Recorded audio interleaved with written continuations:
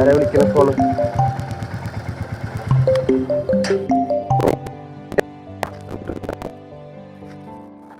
ആ പറയടാ വിഷ്ണു, എന്തേ? ഞാൻ നമ്മുടെ വീടിന്റെ അടുത്തുണ്ടാ. എന്തേ? താത്താനെയാ?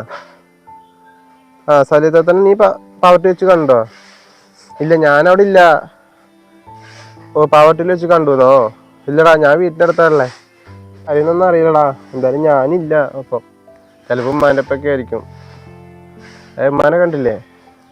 അറിയില്ലടാ, എന്താ കാര്യം ഞാൻ ചോദിച്ചു നോക്കട്ടെ. ശരി ശരി. ശരി എന്നാ. പാവട്ടിയിൽ എന്തിനാ ഈ സാലി കട നടക്കണത്?